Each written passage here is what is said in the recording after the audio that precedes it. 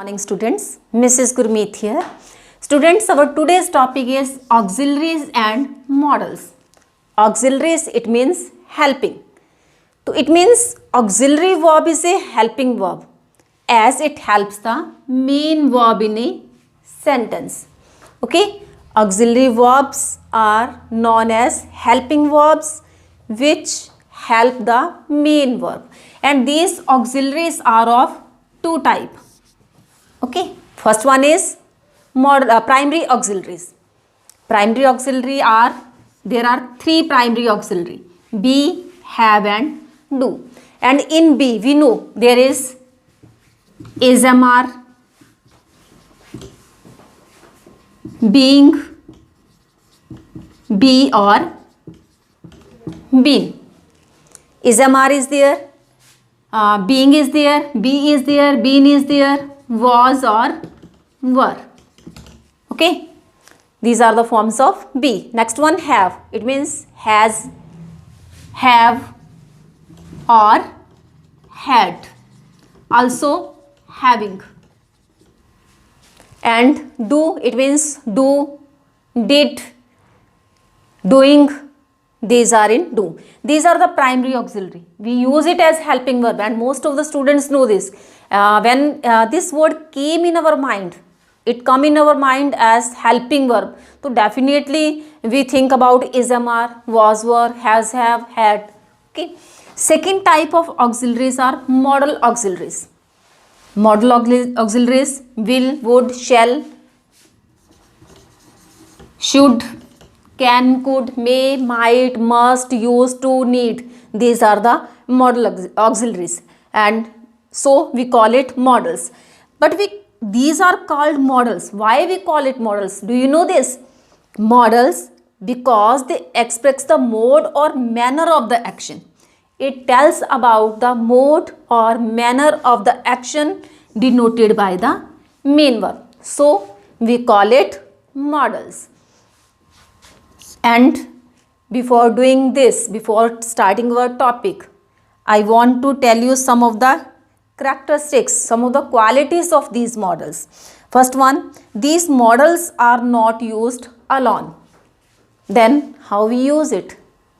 Always these are used with verb, main verb. And when sometime we use it, suppose we are using has or have. I have done my work. Then see this sentence, I have done my work. Here have is used as a helping verb. But if I say I have a pen, it means here in this sentence have is used as main verb. Okay. But most of the modals are used as helping verb, as auxiliaries. Okay, they don't use alone, they use with main verb. Second is, forms of modals don't change according to the number or person of the subject. I can, he can, she can, they can, whatever the subject is, modals remain same. But the primary auxiliaries, these change with the number or person. As I say, I am, he is, they are, I have, he has. So they change according to the subject. Okay, but modals, they don't change according to the subject. Their forms remain same. Okay, next one is, don't have ing or third form or to infinitive. Modals don't have ing. We don't use ing with modals. The modals don't have third form of verb. Okay, but exceptions are also there. Used to and ought to. These two modals, these are exceptions. Okay, now we start our topic. Just I gave its intro. What's our auxiliaries, types of auxiliaries, and what's the difference between primary auxiliary and modal auxiliaries. Okay. Our first model is can. Can, it means be able to or know how to. It means it shows your ability. It shows your power. Okay, to express power and ability. I can do my work. I can handle this situation. He can solve this sum. I can speak English. He can run fast. So here this model show ability of the subject. Whatever the subject is, first person or second person or third person, with each and every person we use can in present, and in past we use could. Okay, to express power and ability we use can. Next one is to express possibility, when strong possibility is there. For example, anyone can make mistake. This one is clear. To err is human, as we know. So anyone can make mistake. Misfortune can fall upon anyone. This one is also reality. We can't avoid this one. Okay. Next one, to express nature. When we know the nature of someone and we talk about that person, ki he or she can do this. We know they behave like this. We know about their nature. To show nature, to express nature, we use can. She can tell lies. We know she can, mostly she tells lie, and then we say she can tell lie. They can insult you. We know the temperament of those persons, so we say they can insult you. It's our estimate. We know their nature. Okay, and so to present nature we use modal can. Next one is to grant permission. To give permission to someone. You can stay here. You can use my book. You can use my pen. Okay. Now see could. Could is the past tense of can. This one is the past tense of can. To express power, ability or possibility, permission in past tense, we use could. To express power and ability in past tense. He could run fast when he was young. It means when the main verb is in past tense, then we use could to denote power or ability. Is it clear? To express power and ability when the main verb is in past. He could run fast when he was young. He could swim when he was 9 years old. He could handle all his situation when he was 20 years old. Okay, so all these sentences tell us about the past. Next one, to express a polite request. For polite request, we use this one. Could you tell me the time, please? Could you help me, please? Could you do this work for me, please? Okay, to express a polite request. Now see the next. Next is may. And most of the students know you.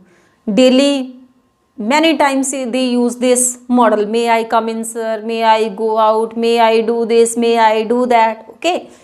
So may, it means to seek or grant permission in a formal manner. It's a formal way to seek permission, to grant permission. Now you will say, ma'am, a few minutes ago you told us can is used for permission. So there is a difference. May is used in a formal manner. When you are taking permission from a person who is not of your age, who is elder, then from your teacher you take permission. You use may, not can.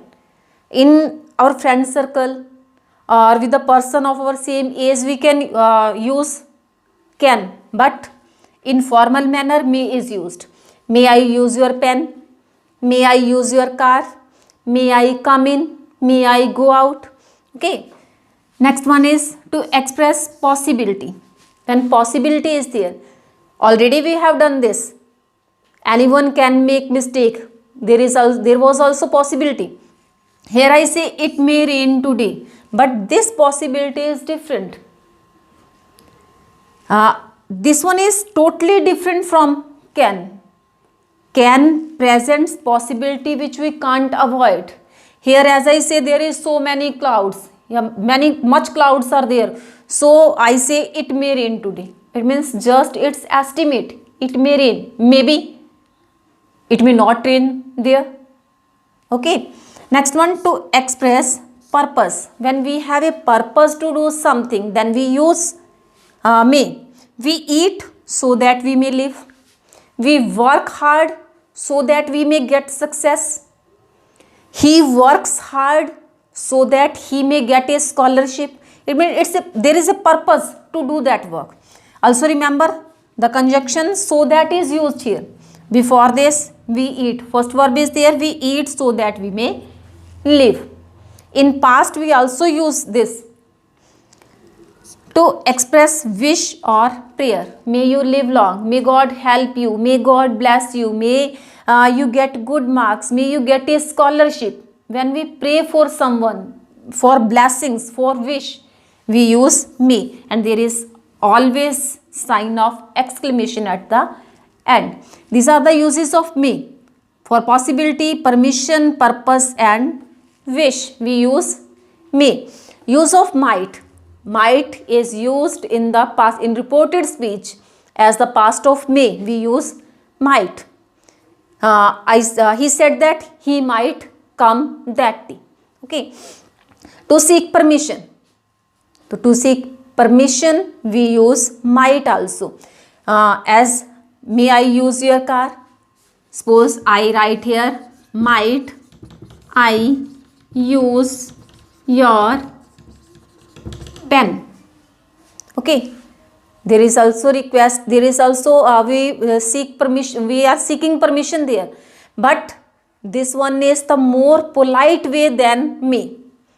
Okay, difference is when we are seeking permission by using might, that is the more polite way to take something or to ask for something. Next, to express remote possibility. Remote, it means when slight possibility is there, when there are rare chances of happening something, he might come. Or we can take this sentence also, it might rain today.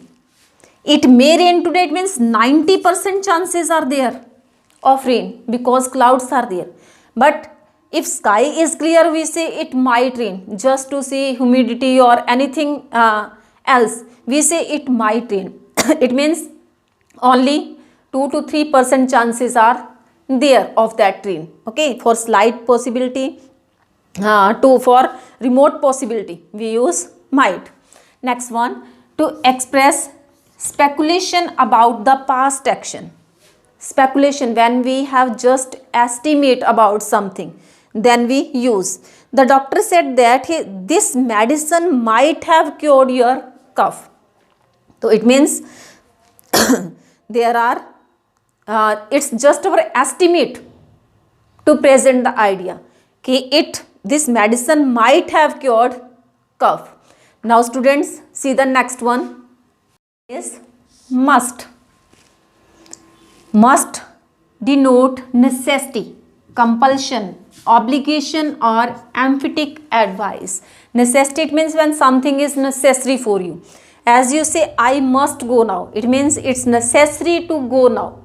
So I must go. There is necessity of doing that work. Compulsion is there, obligation is there. You must do as you are told. So it's compulsory. You must do as you are told. As you are told by your parents, as your parents told you, you must do. You must obey. Okay. Next, to express certainty or strong belief, when which is the rule of nature. All must die sooner or later. So this one is the reality. This one is the truth. We can't change it. All must die.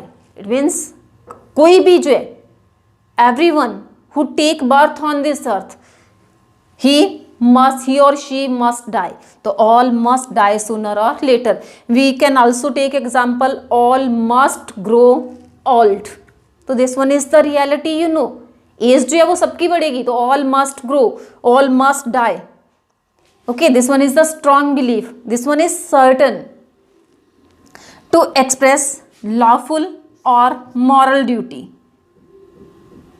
lawful or moral duty. When it's our duty, when according to law something is necessary for that, you must obey the traffic rules, you must pay your debts. So it's our duty, it's according to law, it's necessary. If we don't follow this, if I use here another model, suppose sometimes you think you should. So why should? Should is for general advice, but it's emphatic advice, it's moral duty. You must obey the traffic rules.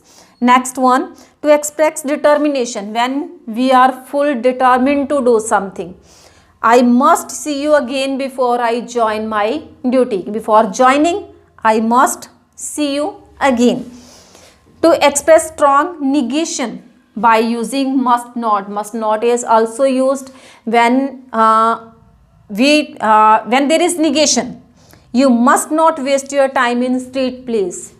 You must not waste your time in watching TV. You must not waste your time on phone.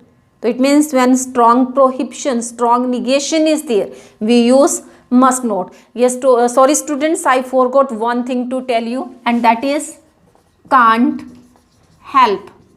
Actually, I want to tell you this one in the use of can. Okay, but now listen here. Can't help, it means can't avoid.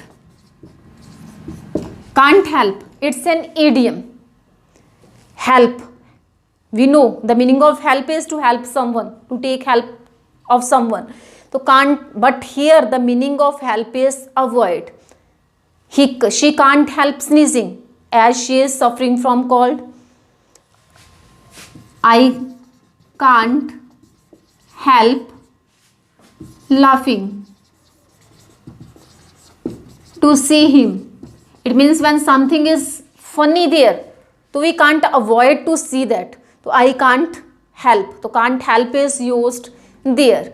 Okay. Yes students, 5 model we have done here, and the remaining we will do in our next video.